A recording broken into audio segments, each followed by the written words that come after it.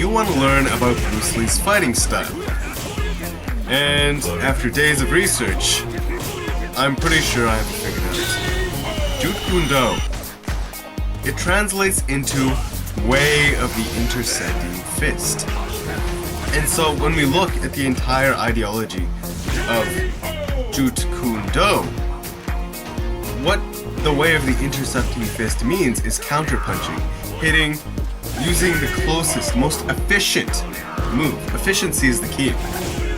It's the fastest route towards striking an opponent when they're advancing towards you. So if you throw a right cross, if you say I'm throwing this right cross right now, what's the thing that's gonna be coming forward first? The guy's left leg.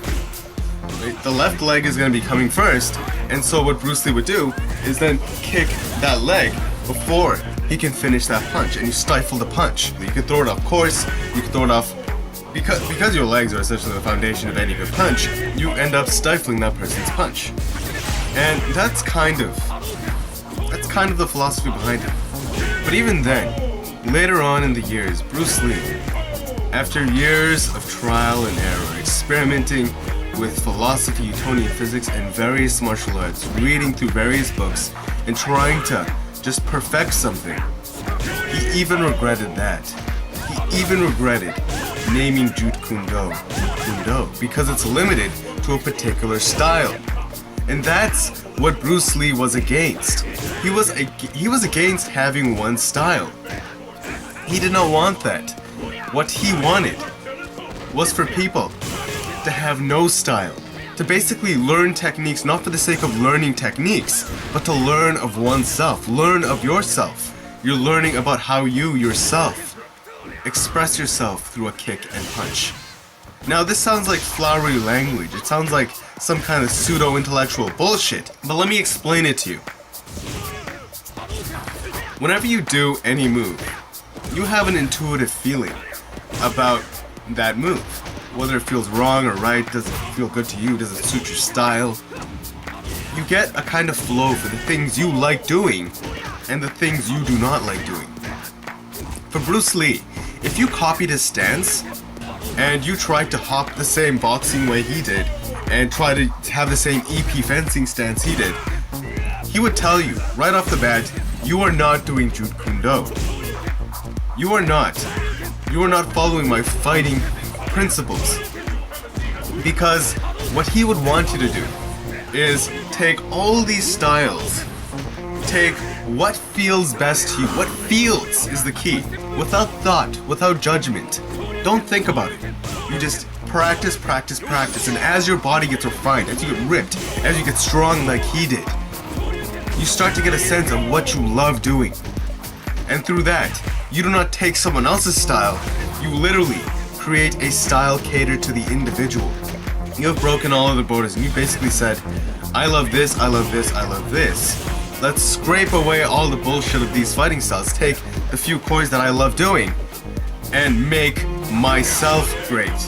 Express myself through these tools. Don't become the tools that I take on, but have the tools become me. How did he come across this philosophy of having no way as the way? It's the same way Einstein came up with the Masurian circumference. If you consider what the Masurian circumference is, if you think you're smart, if you think you have an aptitude in something and you keep doing it, you realize that yeah, you're getting pretty good at this and you're pretty freaking smart. And you feel like every time you're getting closer and closer to solving the great big puzzle of it all. But the reality of the human condition is there is no one answer. And Einstein realized this and said, I will never truly know everything. I'm kind of an idiot, to be honest.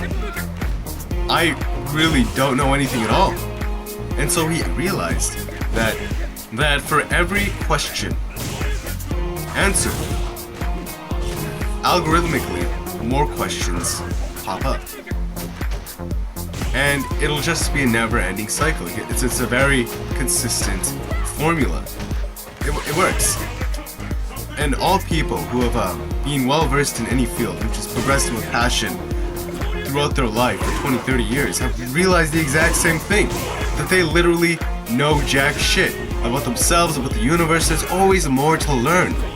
Only an arrogant fool can say they know everything. Only an arrogant asshole can pretend they have all the answers. Nobody has all the answers. That's bullshit. Plato. True wisdom is knowing you know nothing. And so Bruce Lee, after experimenting with all these techniques for all his life, with various martial arts, just testing different things out, this is the exact same thing that happened to him.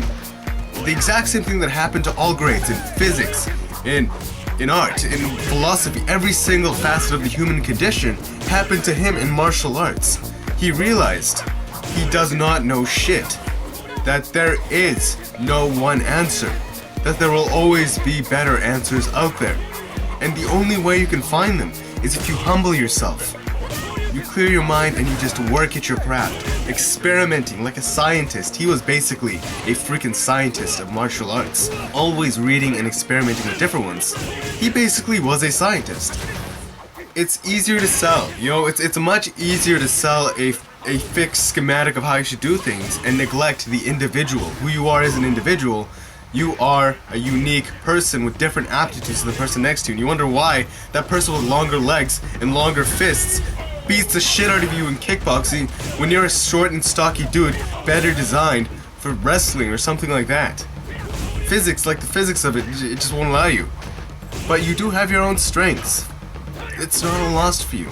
You have things you're good at, and you find this by experimenting the same way Bruce Lee did. The last facet I want to touch up on in regards to Bruce Lee is his most important. He talks about being like water, emptying your mind. What he's essentially telling you to do is the same thing Kobe Bryant's coach tells him to do. Enter a flow state.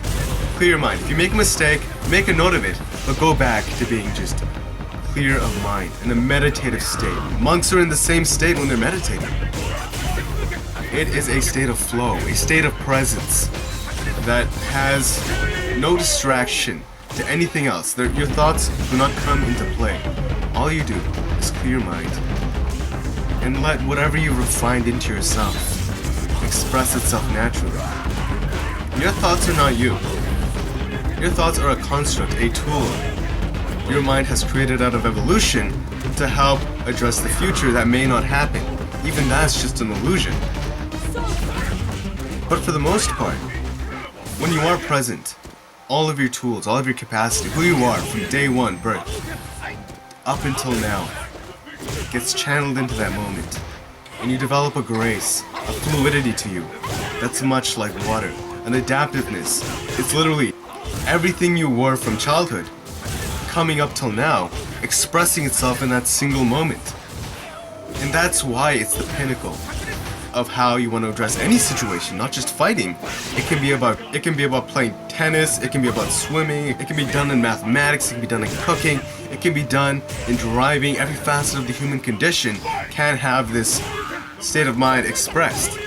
You can have it playing Counter-Strike, League of Legends, computer games. This is the ultimate state of mind for expression, expressing yourself articulately. This is what Bruce Lee meant. Clear your mind. Think simply. Let your actions be simple and concise. And the thing is, if you think that sounds stupid, how was a castle made? How the hell do you make a castle? It's one simple brick at a time. There is no magic pill. It's a lot of things step by step, put together over time. And anyone can do them, given the schematics and given the time. But if you're not in flow, if you're overthinking stuff, you won't see the simplicity, the beauty of that simplicity that lies right before you. Whether it be that punch that executes that person right in the moment, right when they don't see it. Whether it be getting 50 headshots and not even realizing what just happened. Flow state. Clearing your mind, being like water, adaptive, loose, relaxed, not angry. A lot of people get into martial arts super freaking angry. They want to avenge something. But they'll never be the best fighters doing that. Because the best fighters always have this lucid calm to them.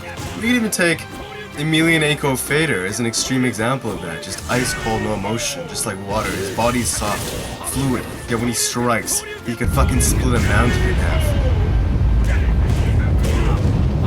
So, that was my video on Bruce Lee's fighting style.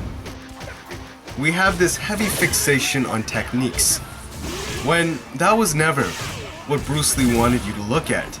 He spent a large portion of his life looking at techniques, and he even said that, "I do not fear the man who knows 10,000 kicks, but the man who knows one kick and has practiced it 10,000 times." But he realized the limitation of even that. He moved away from even that.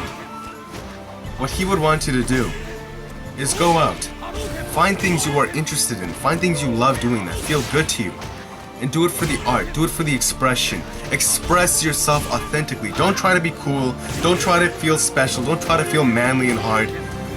Do what feels right in the moment as an honest expression of who yourself, as an authentic, present, thoughtless, simple but beautiful way of expressing yourself. Whatever it may be, your definition of beauty is different from the rest of us. Whatever is beautiful, feels good to you. That is what Bruce Lee wants you to do. So don't copy how he stands, don't copy his style with nunchucks. That's the exact opposite of what he wants. What he wants is you to be yourself, to love yourself enough to express yourself as who you are, to do things that genuinely, intuitively feel good to you. And in doing so, you will look completely different from Bruce Lee. You will look like a completely different fighter from Bruce Lee. But you'll give off that same vibe, that same authentic human being vibe. And that's what you were looking for this entire time. When you stood up there with nunchucks, looking at Bruce Lee, wishing you could be like him, that feeling he gave off. That was the feeling he gave off. That was authenticity. That was being real. That was who he was. And we wanted that for ourselves. Yet we did the exact opposite. Picking up those nunchucks and flailing them around. Bruce Lee brought us together. He broke the boundaries between ethnicities. And he said, "I like this, I like that. I'm gonna put it all together and make myself beautiful." He wants you to do the exact same thing. Look to your brothers and sisters regardless of color, regardless of bias, whatever the hell they look like. See what they're doing that makes sense to you, that feels good to you. Whether it be in math, chemistry, whatever the hell. Anything, any and every facet of the human condition. Comprise it all together. And be your own unique expression of self. It's never been about learning kung fu, karate, physics. It's always been about learning of yourself. In the great words of Bruce Lee, all learning is self-learning.